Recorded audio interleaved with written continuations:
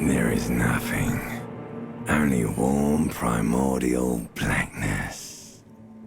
Your conscious ferments in it. No larger than a single grain of malt. Ever. Never, ever. Never, ever, ever, baby. An inordinate amount of time passes. It is utterly void of struggle. No ex-wives are contained within it. You got it, sweet brother. Nothing upon nothing upon nothing. Coming right up, sir. Smooth passage. All right. Nothing down to fuck all borough. Not you. Your days of giving a shit and being that type of animal are over. Do you really? You wouldn't like it if I told you what was back there. Why'd you think you had to bludgeon yourself into oblivion? Or did you not sense yourself marinating? Poured so much on yourself, got a bit carried away, did we, Chef? Fear and apprehension. You should ask what's out there first. Somewhere in the sore, bloated man-meat around you. A sensation. Like a fly to the ointment, your conscience sticks to it. The limbed and headed machine of pain and undignified suffering is firing up again. The stench of liquor rises from your mouth, and with it, an ungodly headache. A fiery streak penetrates your skull, trying to force...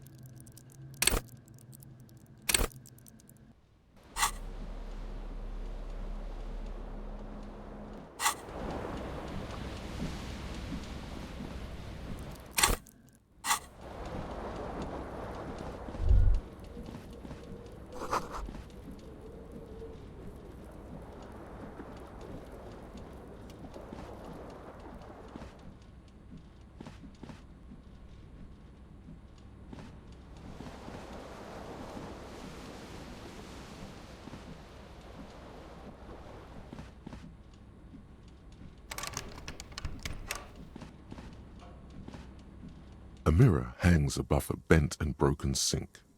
In a fierce hot water sprays from the base and steam covers the mirror.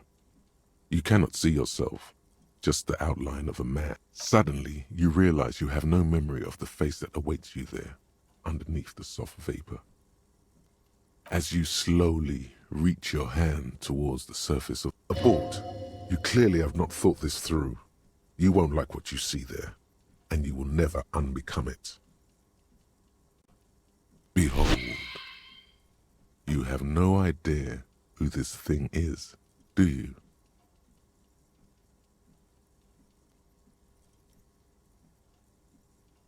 It appears you're also dead.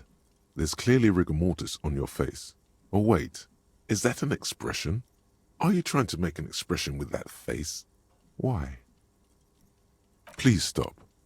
It's horrible. You're scaring yourself. You can't, can you? It's like it's not even voluntary anymore. You have worn that grin into your face, and what does it even mean? What is the emotion you're trying to convey? You should check yourself for a pulse, superstar. From here, good call. Go ahead and try something if you like. Or, stop staring into the mirror.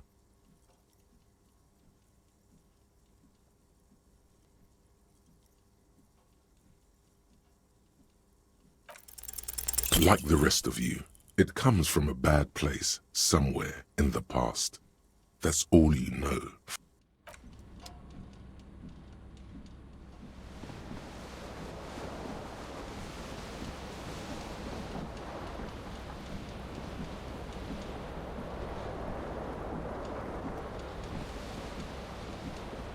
This fan has two chain pull switches. One ends in a tiny fan, the other in a light bulb. A truly horrific necktie has somehow attached itself to one of the blades. You swoop up and catch the tie. Snap! It's released from the blade. What you have in your hand is a truly hideous necktie. A terrible mistake. Turn the lights off immediately. You can practically feel the photons burning a hole in your brain. It's just a little hangover-induced photosensitivity. Don't overreact. The lights are off.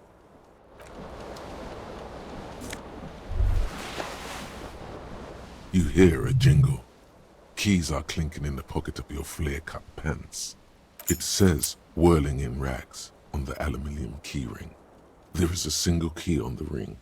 The number 1 is etched on it. It should.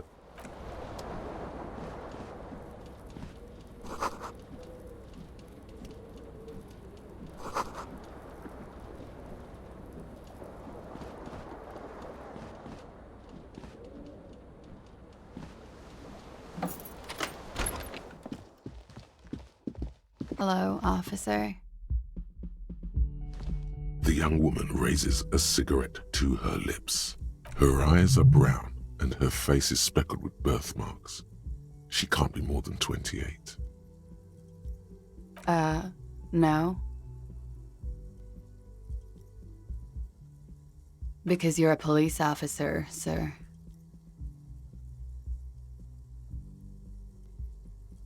I'm not. Unless you've been shitting us all this time. You've been here for 3 days.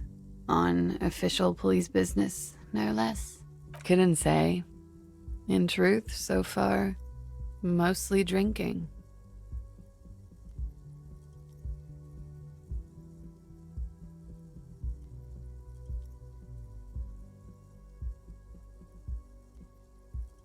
Don't be so harsh on yourself.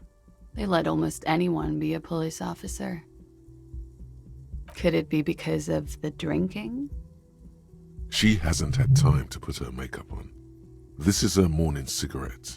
She looks tired, her beauty waning faster than it ought to at her age. Of course. Be careful, officer. They don't like the police around here. Something stirs in you as she's about to go. Call it an instinct, a need. The need to ask questions. She looks back at you, a light glinting off her eyes. Yes.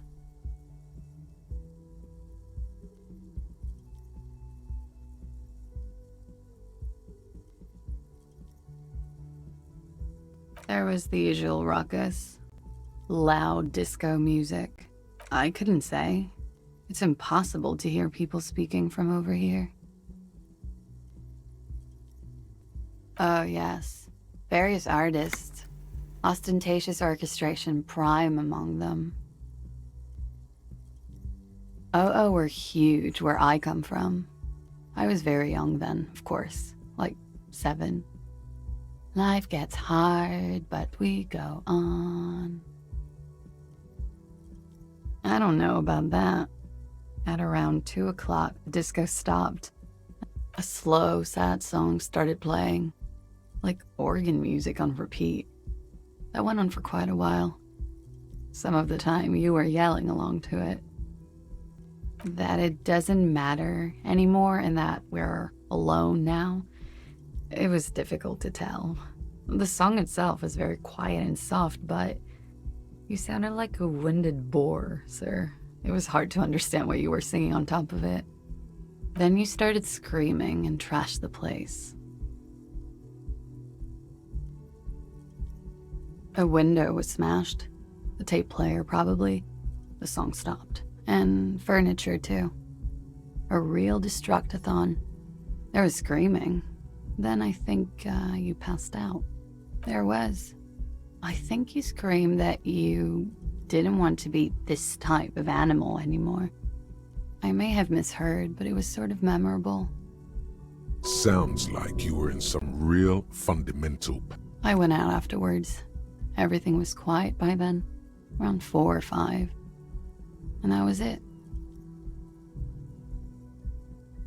Glad to have been of assistance.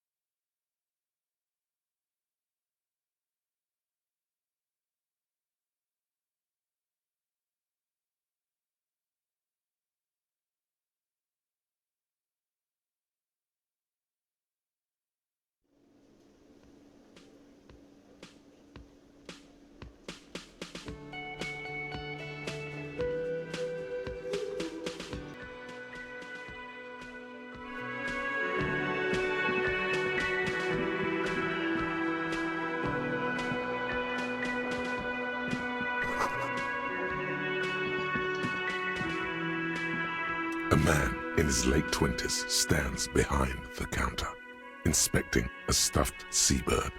As you approach, he gives you a sideways glance, then looks down again. No, I'm not the bartender. He's very animated all of a sudden. This seems like a touchy subject. Mm-hmm.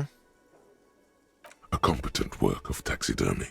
The white and brown seabird lies among piles of coasters and looks like the bird was ripped off the shield that was used to mount it, most likely on a wall. A small engraved steel tag says, "The Great Skua, Stegoarius Skua." Look, your buddy is over there. Why don't you go and talk to him, okay? He pretends not to hear you.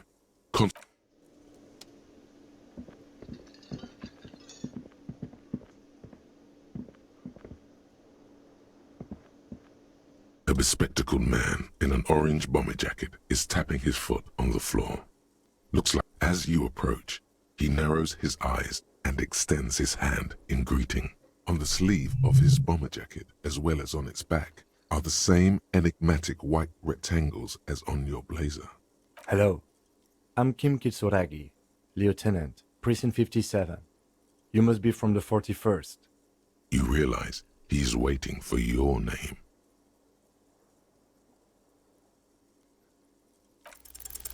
Raphael Ambrosius Cousteau.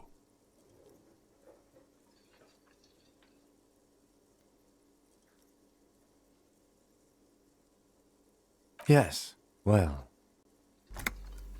It looks like we had a little scheduling error on Sunday.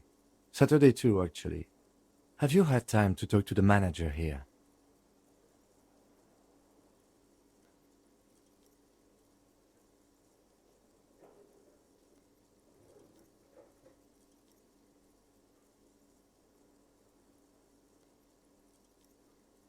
If you don't mind, we should talk to him again. Ask him for a rundown of the area. Now that I'm here as well. I understand the scene is out back, right? It also wouldn't hurt to assure him the police are finally here. In full force, I mean. Have you mapped out the initial interviews? Good. But even if you haven't, we'll have time for that after we take a look at the coroner's case. Have you removed the dead body from the tree? Sure. But did you take it down from the tree? So, the body is still in the tree. This is the first time you detect a weariness in the lieutenant's voice. It is obvious he would have preferred. Where it has been hanging for 7 days straight. We should go there as soon as we are done talking to the owner.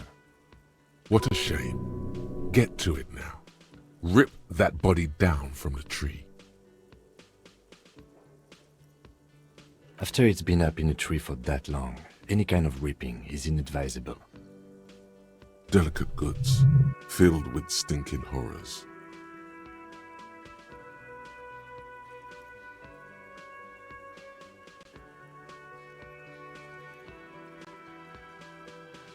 After you, officer. If you're about to embark on an investigation, shouldn't you have a badge? You mean you don't have a badge? Losing your identification card is a serious matter. My vehicle has a shortwave. You can use it to report your badge missing. I advise you to try to locate it as quickly as possible, but getting the body down should still take precedence. Lieutenant Kitsuragi is now in your party. You can talk to him whenever by interacting with him.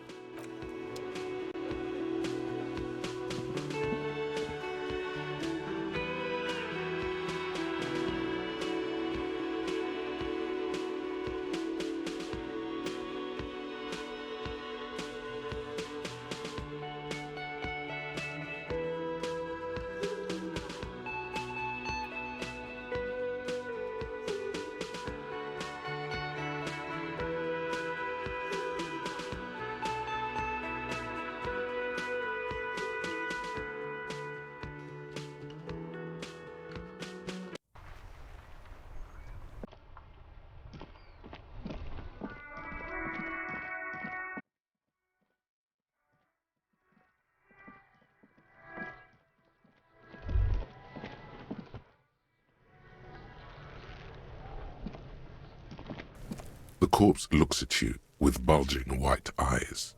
The face around them does not look human. It's swollen and ready to burst. His lips are fish-like and his tongue like a ball gag in his mouth. You seem to be holding your breath. A cargo belt twists his neck at an unnatural angle. The body below appears stiff. It's letting out an ungodly rot.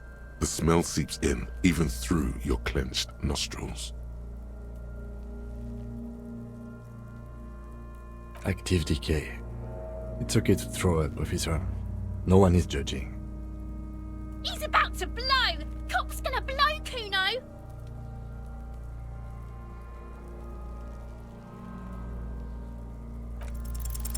The smell is repulsive. It pushes in from your mouth, more instant and more familiar.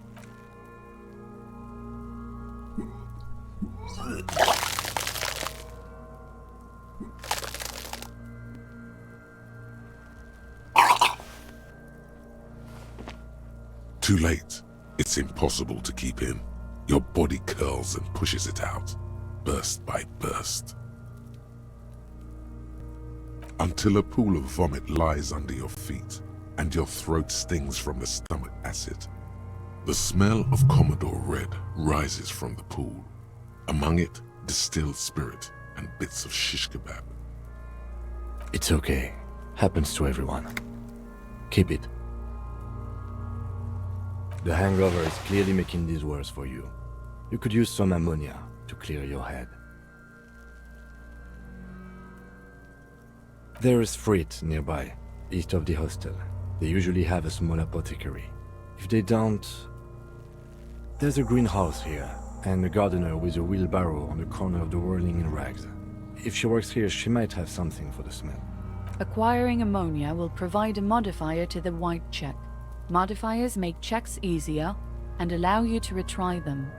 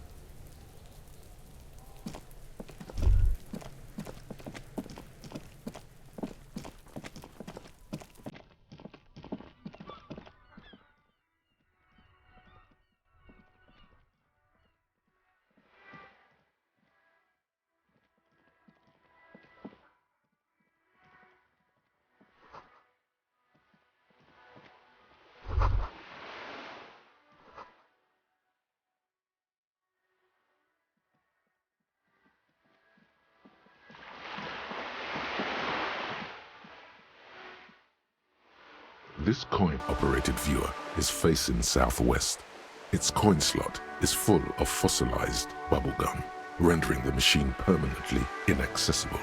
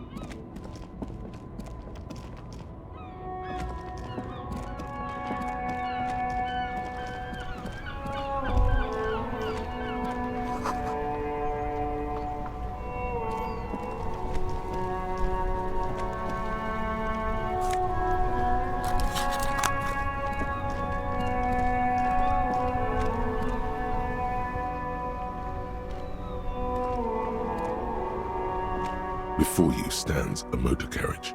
The bodywork is covered in blue and white livery, bearing the number 57. Vapor emanates from the large engine on the back of the vehicle. It hasn't had time to cool off yet. In the cabin, you are welcomed by a set of steering levers, a radio microphone on a hook, a pull-out toolbox under the seat, and the soft glow of the fuel preheater gauge. A scent of leatherwork and heavy fuel oils washes over you. The frequency tableau lights up, and the green button labeled Prime Line glows like a feline eye. And then you hear something. The soft purr of electrical kittens Radio waves cast far and wide over the metropolis. A woman's voice greets you through the static. This is Precinct 57. Hello, Lieutenant. How may I assist you? Hello, Alice. Please assist our colleague from the 41st precinct here. I'm putting him on. Operating the radio is easy. Just be confident. You've probably done it 1,000 times. This is Officer Alice Demetri, Precinct 57. How may I assist you? Under the green prime line, a yellow saved button catches your eye. You wonder what the lieutenant's default radio station is. Just a second, officer.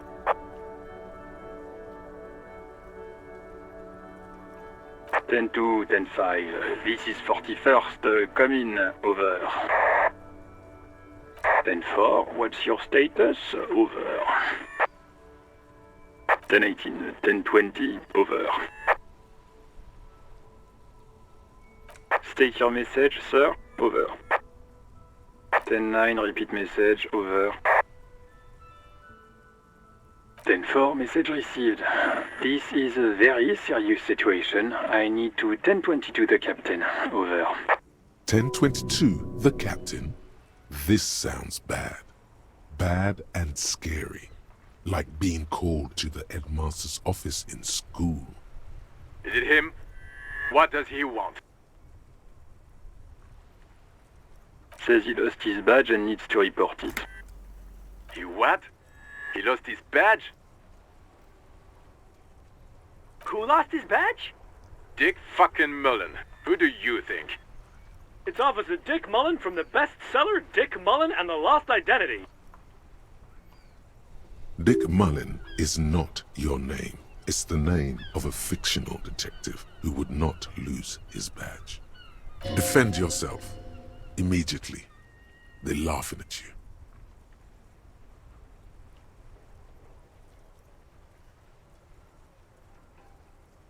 10-4, I hear you, officer. I'm just going to make a note here that you are in pursuit of your misplaced badge. Over. Fuck me. Mac, come here. You've got to hear this. Dick Mullen lost his badge. What's going on? Super Cop here lost his badge. He lost his what now? His badge. He lost his goddamn fucking badge.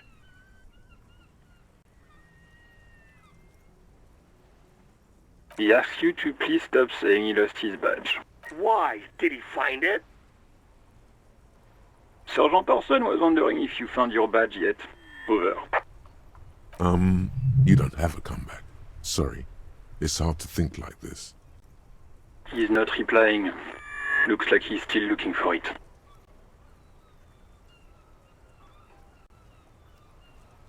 Ten-9, come again. I didn't get that. Over. New heights even for Captain Sober. Ask him. Ask him if he's lost his gun, too. Sergeant Orson wants to know if you lost your... Check your pockets. Check your... Holy fuck. You don't know where it is, do you? Okay, it's gone. Your gun is most definitely gone. 10-9, come in, officer. Did you get my question? We were wondering about your gun. Over. 10-1, you're breaking up. 10-9, repeat please. Over. Even before you can get the words out, everything gets scrambled in your brain. He says he didn't lose his gun. Or his phone, whatever that means.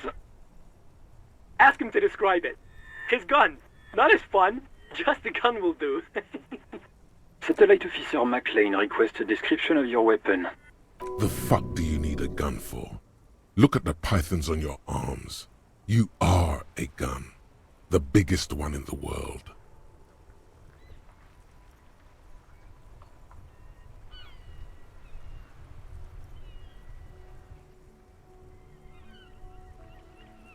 He says he's a living weapon and we are trying to trick him. Host in heaven. Did he lose his gun and his mind? Dear God, he lost his gun? Oh my, I can't. This isn't really a laughing matter. Mac can face a giant of Coco Noor by himself. But Disco here made him piss his pants. Oh, I can't. Fuck. He lost his... Ask him if he's still got his wiener. I'm not going to. Ask him. Sergeant Orson here is wondering if you are still in possession of your genitalia. Over. Now is a good time to say fuck and ass and so on. That'll make this all right.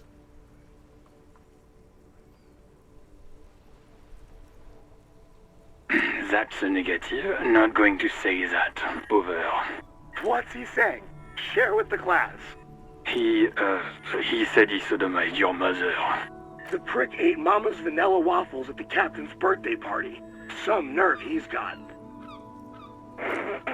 Sure her vanilla waffles were the only thing he ate? Shut up, Chester. This isn't funny. This is my mom we're talking about. Tell him to apologize right now. Sergeant Orson requests that you apologize for the claims you made about his mother. Over. Mac, he says you shouldn't have antagonized the firewall. Who? Satellite Officer V. I'm afraid he might be referring to himself as Firewater, sir. Firewater? He's lost it. Fuck it. Tell him to find his goddamn badge and gun. That's the only thing that matters. Satellite Officer V. 10-4, affirmative. Officer is in pursuit of his firearm. Oh, God, Officer, do you need further assistance? Over. Roger that. 10-10. Over and out.